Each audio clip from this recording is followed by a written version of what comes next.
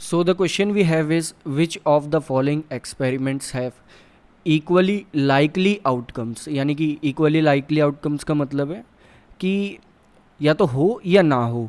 तो इस टाइप की कोई यहाँ पर हमें इवेंट दिए गए हैं, तो उसकी स्टेटमेंट हमें पढ़नी है और बताना है कि कौन से इक्वली लाइकली आउटकम्स हैं। तो जब आप ये स्टेटमेंट देखेंगे तो आप क्लियरली समझ जाएंगे। लाइक फर्स्ट अगर देखें तो a driver attempts to start a car, एक ड्राइवर ने कार को स्टार्ट करने का एक अटेम्प्ट करा। अब क्या हो सकता है, वो कार स्टार्ट हो सकती है, नहीं हो सकती, लेकिन कार का स्टार्ट होना सिर्फ ड्राइवर के स्टार्ट करने पर डिपेंड नहीं करेगा, वो कई और एक्सटर्नल फैक्टर्स पर भी डिपेंड करेगा। लाइक कार में फ्यूल है नहीं है, या बहुत सारी चीज़ें ऐसी हैं जिससे कि कार क्या पता स्टार्ट ना हो। तो इस तरह से हम कह सकते हैं कि ये एक इक्वली लाइकली आउटकम नहीं शो करेगा।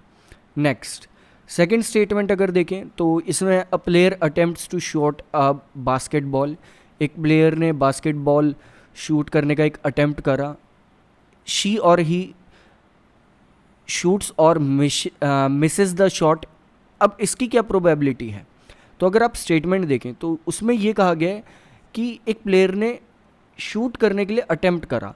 अब वो शूट करेगा या नहीं करेगा, मिस कर देगा अपना शॉट, तो ये किस चीज़ पर डिपेंड करेगा? अगर आप यहाँ पर क्लियरली देखें तो ये भी एक इक्वली लाइकली आउटकम नहीं है, क्योंकि उसका शूट करना बास्केटबॉल बहुत सारे अदर फैक्टर्स पर भी डिपेंड करेगा।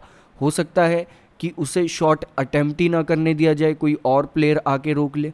तो इस टाइप से इस अकॉर्डिंग ये भी बहुत और फैक्टर्स पर डिपेंड कर रहा है। ये क्लियरली येस या नो हमें नहीं प्रोवाइड करवा रहा, तो ये भी एक इक्वली लाइकली आउटकम वाली स्टेटमेंट नहीं होगी। Next, a trial is made to solution, एक कोई भी सॉल्यूशन करना था उसके लिए ट्रायल करा गया जिसमें ट्रू फॉल्स के क्वेश्चन है।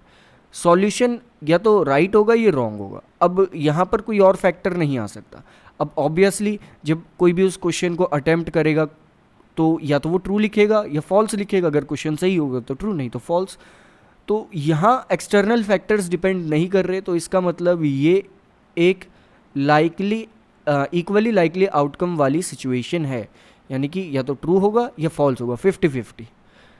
A baby is born, it is a boy और अ गर्ल।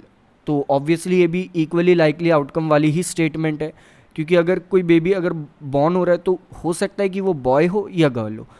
तो यही दो आउटकम्स हमारे पास होंगे। तो अगर बॉर्न हुआ तो या तो बॉय होगा या गर्ल होगा। तो ऑब्वियसली ये भी एक इक्वली लाइकली आउटकम वाली स्टेटमेंट होगी। तो दो स्टेटमेंट हमारे पास यहाँ पर होगी जो कि इक्वली लाइकली आउटकम्स वाली स्टेटमेंट नहीं है, और दो हैं जो कि हैं।